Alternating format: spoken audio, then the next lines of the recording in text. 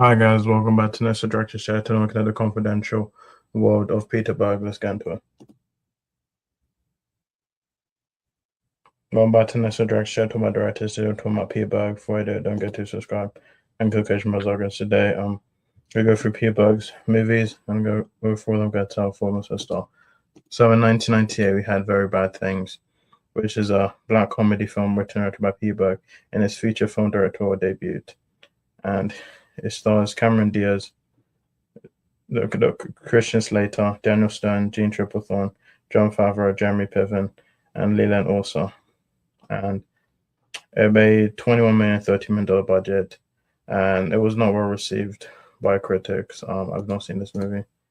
And 2003, we had The Rundown, known internationally as Welcome to the Jungle, which is an action comedy film. And it starred The Rock, Sean William Scott, Christopher Walken, Rosario Dawson, and Ewan Bramwell. And it made $8.9 million, $85 million budget. It received positive reviews, but was a box office failure. Then in 2004, we had Friday Night Lights, which is a sports drama film. The book on which is based, Friday Night Lights, A Town, A Team, and a Dream by Heiji Basinga. And it starred Billy Bob Thornton, Derek Luke, Jay Hernandez, Lucas Black, Gareth Edlund, Tim McGraw. Made $62 million, $30 million budget. A television series of the same name premiered on October 3rd, 2006 on NBC, which is new cast. And yeah. So in 2007, we had The Kingdom, which is an action thriller film. The plot is based on the 1996 Kobar Towers housing complex bombing, the 2004 Kobar massacre, and 2003 Ryder compound bombings. It starred Jamie Foxx, Chris Cooper, Jennifer Garner, Jason Bateman, Jeremy Piven, Danny Huston, and Richard Jenkins. Missed $86.8 million on a $72.5 million budget.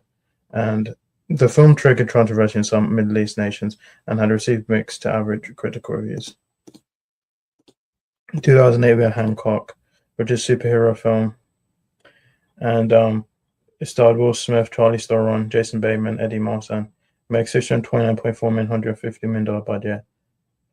In the United States, the film was rated PG-13 by the Motion Pictures Association of America. All the changes were made at the request to avoid an R rating, which it had received twice before. While Hancock received mixed reviews from critics who found it promising but let down by the mid-movie change in tone, and it became the fourth highest grossing film of 2008. Which I do like this movie. Don't forget sequel, but yeah, 2012 we have Battleship, which is a military science fiction action film loosely based on the board game of the same name by Hasbro. It stars Taylor Kitsch, Alexander Skarsgård, Rihanna, Brooklyn Decker, Tanda Now Azana, Hamish Linklater, and Liam Neeson. Made $303 million, $220 million budget.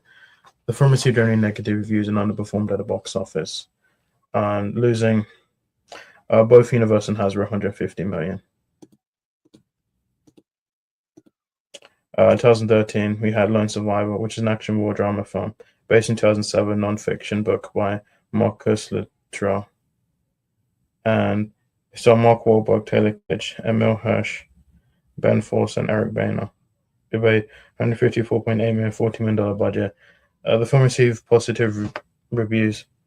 Critics praised both performance and rhythm, as well as the acting, story, visuals, and battle sequences, though some criticism was directed at the film's focus on action rather than characterization.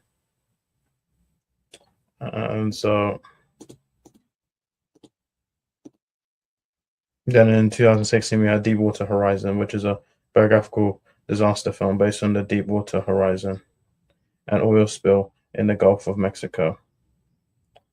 It was adapted from Deepwater Horizon's Final Hours, a December 25th, 2010 article in the New York Times, written by David Barstow, David Roth, and Stephanie Saul. And it starred Mark Wahlberg, Kurt Russell, John Malkovich, Gina Rodriguez, Dylan O'Brien, and Kay Hudson. $121.8 million on a $110 to $120 million budget. And it received generally positive reviews, but was a box office bomb, resulting in a loss of $60 to $112 million for the studio. And also done 60 Mad Patriots Day, which is an action thriller film based on the Boston Marathon bombings 2013. And the film is based on the book Boston Strong by Casey Sherman and Dave Wedge. And it starred Mark Wahlberg, Kevin Bacon, John Goodman, J.K. Simmons, and Michelle Monaghan. It made $52.2 million, $40 to $45 million budget. It received positive reviews for Berg's performance and the performances of its cast. 2018, we had Mar 22, which is an espionage action thriller film. And it starred Mark Wahlberg, Iko Uwais, John Malkovich, Lauren Cohan, Ronda Rousey, and Nikolai Nikolov. It made $66.3 million and $35 to $60 million budget. It received mostly negative reviews, with the critical consensus from Rotten Tomatoes calling it a decent action thriller. The film also marks the fourth collaboration between Berg and Wahlberg for Lone Survivor, Deepwater Horizon Patriots Day. Then in 2020, we had Spencer Confidential, which is an action comedy crime film, and it's based on the characters created by Robert B. Barker, and it stars Mark Wahlberg, Winston Duke, Alan Arkin, Eliza Schlesinger, Bokeem Woodbine, Mark Maron, and Austin Post. And it was released on Netflix, and as Austin Post in his first film appearance, and marks the fifth collaboration between Wahlberg and Berg after Lone Survivor, Deepwater Horizon, Patriots Day, Mark 22, and itself is a continuation. It's an adaptation 2013 novel Omar Barker's Wonderland by author Ace Atkins.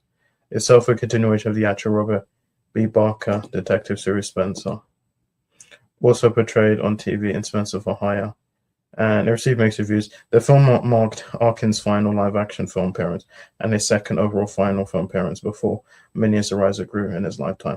He died on June 29, 2023. Then finally, we have Call of Duty. We are getting a Call of Duty movie. They announced it. They announced, I think, Call of Duty back in 2015. It was supposed to film in either spring 2019 for 2020-2021 release. By February 2020, Sol Lima revealed. It was announced that Stefan Solima will direct the film. In February 2020, Solima revealed in an interview that the film had been put on hold as it was not Activision's priority. And in September 2025, Paramount Pictures announced that they and Microsoft-owned Activision have inked deal that will see the studio develop, produce, and distribute a live-action film based on the Call of Duty franchise. In October 2025, it was announced that Peter Berg has been attached to direct, with Taylor Sheridan co-writing screenplay and co-producing the Berg, who also did the Yellowstone universe. So I'm looking forward to this fine game Call of Duty movie. I hope it's better than the Halo show we had from Paramount. That show was just terrible. I think it'll be good. I think Peter Berg will be good, and I think honestly Taylor Sheridan would be good. So yeah, that's it, guys. So much.